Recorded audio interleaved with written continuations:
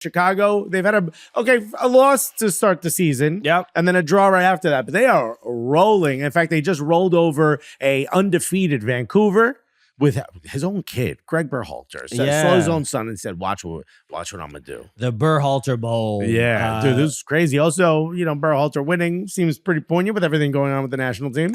So, look, Gregg Berhalter arriving to Chicago, not only as just the coach, but he's also the sporting director. Yeah. A lot of responsibility. But Chicago have been so bad for such a long time. And when's the last time they made the playoffs? 2016, 15? It's been a long time. Bradley Wright Phillip last year was telling people to throw out their season tickets. I did see that. And he's not saying that now. I mean, this is an exciting team. I think the move to Soldier Field from there was a lot of missteps, from the logo change to the switch to Soldier Field, and then COVID happened. Well, the switch to Soldier Field, I think SeatGeek State. I don't know what it's called now. What was it? Highland Park outside of Chicago. No, it starts with a B. I forgot where. Anyway, it doesn't matter. But that move, it's just like, it hasn't drummed up the interest and excitement for the team. Like the Fire seemed like a team like they could use their own stadium in downtown Chicago, if that's even a possibility. But Gregg Berhalter arriving, I just think it's been. I was like uncertain of like what it would look like, and they got Jonathan Bamba, who's been fantastic. Yep. And they just have a Kuipers looks amazing. Kuiper, who's the other guy that has like a great name? Oh, it's like King and Nagel or something like that. King and Nagel. Yeah, what he has a let me pull up his name. Zinkernagel. That's it. What a fun time. Is such a great. That sounds like an old timey slur, like what are you from, Montana? You're one of those. It's like a slur that white people call each other. Yeah, right? yeah, that's what I mean. You're from Montana. You know what I mean? It's not like another nation.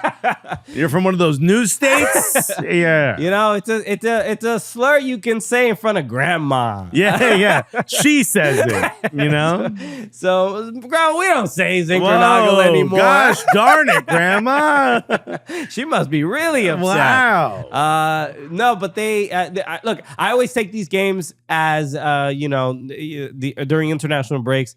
I don't take them super, super seriously because some of the results might be a little bit skewed. Well, I kind of want to get to a point where MLS isn't playing during international windows. And we might get on the schedule of Europe. Let's hope so. we shall see. I know it's not easy for everyone, but I would love it. Yeah.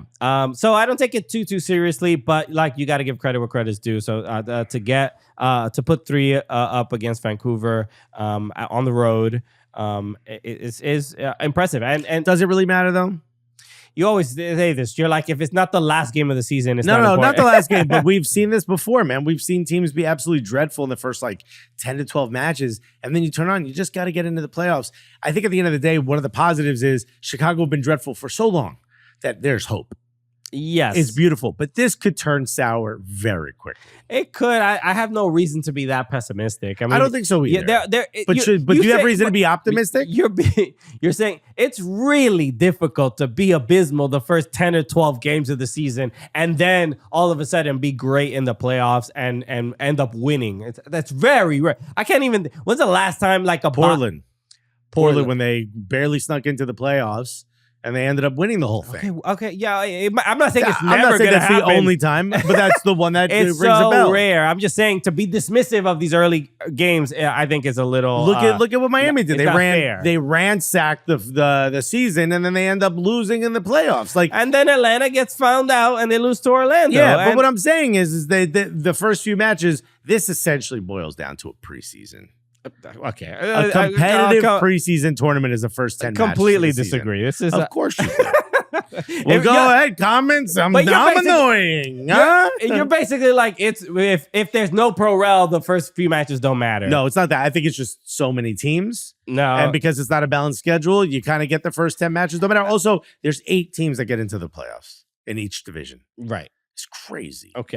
That's 68% or something like that. 65%. The 8th seed usually doesn't win the MLS Cup. That's all. If the teams that are good early on in the season still tend to be good at the end of the season, they may not win MLS Cup, but they don't all of a sudden fall apart. You know what? If Chicago Fire go on to win MLS Cup, I will let you pick everything I eat for a day. Every day. Wow, there's so much food. I don't know. I got to start the list now. Okay, first of all, I fast, you prick. So it's 2 meals. I have coffee for breakfast and it's lunch and dinner. Okay. I mean, you and your nutritionist wife, aka my arch nemesis, can decide whatever it is that I eat. So the okay. Shake hands. Come on. Okay, sure. Oh, by the way, if they don't, I get to pick everything you eat for a day. All right. Well, I mean, it's not gonna be much. All right, buddy. Wait till you see. I have an eating disorder. Yeah. Anyway, okay, Orlando.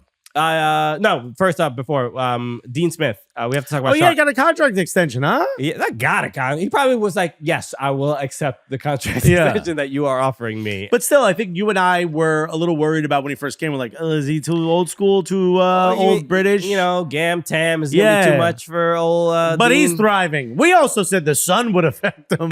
He's like, he's British. They're not used to playing in North Carolina summers. The sun is not really arrived yet. You know, we're not. But he's survived the season already. He wants to stay, so it seems to be going well for him. Yeah. So, after the game, he was talking about his contract extension, and he just, said all the right things. He did say that he loves who he works for. It's great to work with the people that he works for, which is David Tepper? Tepper, yeah. The Carolina Panthers. But who have people don't normally speak very highly of him. So obviously he got the contract extension. But the guy signs his checks. He's not going to say anything negative. But what he's doing at Charlotte is pretty spectacular. Before Dean, he's also very passionately a multi-club owner model type guy. He's very passionate about it. Enough willing to lose money at some of the clubs that he's owned so he can get out of it and fulfill this model. To some degree, maybe you don't love the guy. Maybe working for him is a bit of a nightmare. I don't know. Maybe this is what's out there. But at the end of the day, at least he really cares about the sport and really believes in this model. It's working out. And Charlotte are in second place in the East. And Botafogo won the Brazilian League. Botafogo. Why are you talking? Isn't that David Tepper? No, David Tepper. You're thinking about the Texter. All right. Well, then this guy's not a fan. That guy's a fan of the multi-club. I thought you meant owner. multi-club, meaning like he owns the Panthers. No, all right. Wrong guy. Wrong guy. By the way, that name is so familiar, so similar. You can't get mad at me on this one.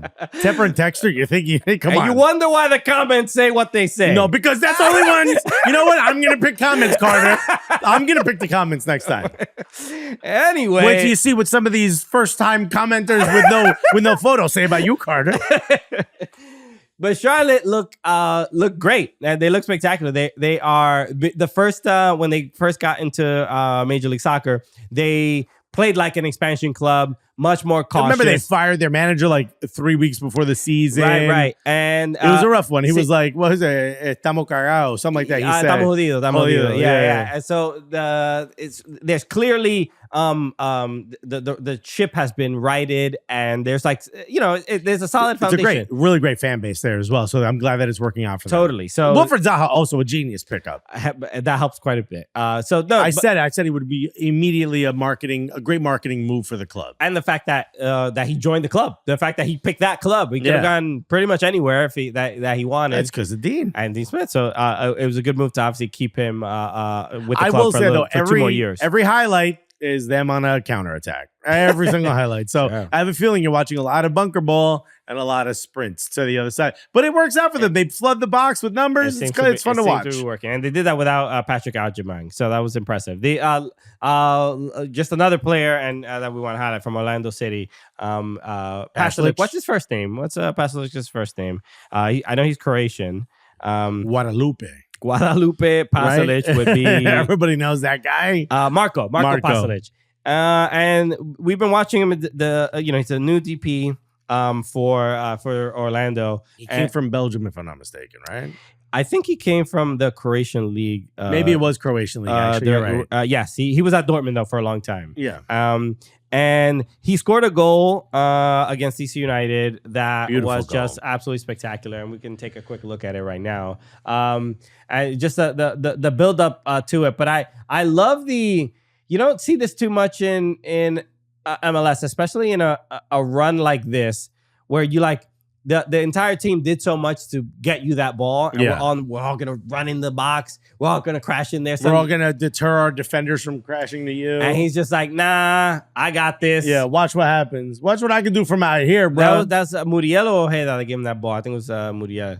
And just a banger of a left foot. And then after the way it bounces off the net is so intriguing to me. Yeah. It like bounces up. You know what I mean? He caught it in just a sweet spot in the net. Almost like, you know how you But also like the English on that ball, it was like spinning in a way where it ricochets up. You know how sometimes you ever seen like those tight basketball nets that the ball if you get it so cleanly in, the ball actually bounces back up out of it. That's kind of what it reminded me of.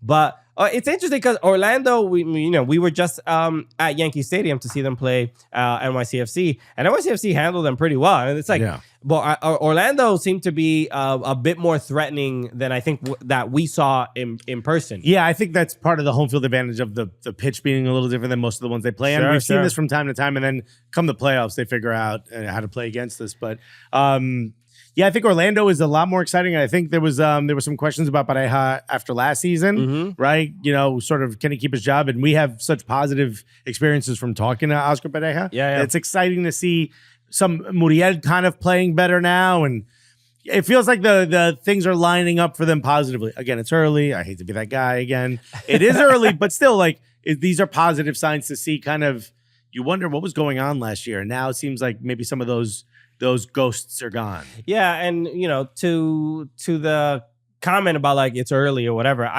it's still fun to see teams find their chemistry like really early. Even though like San Diego, they just got beat by Austin, they lost their first game in club history, but seeing them kind of like figure it out and still, even though obviously very defensive and it's still kind of fun to see them navigate as a new team in MLS. So it's just like who has the vibes right now, and Orlando seemed to be in a good spot. Like team, even though like Columbus is higher up the table, like that 0-0 draw, like Columbus is still the vibes are not, even though they're like in fourth, sixth in the Eastern Conference. It's just like the vibes are just, after losing Cucho, after losing Christian Ramirez, like there's just like the vibes are not exactly I agree. There. Nashville vibes are crazy. They look incredibly fun to watch. Same thing like we were talking about Charlotte. So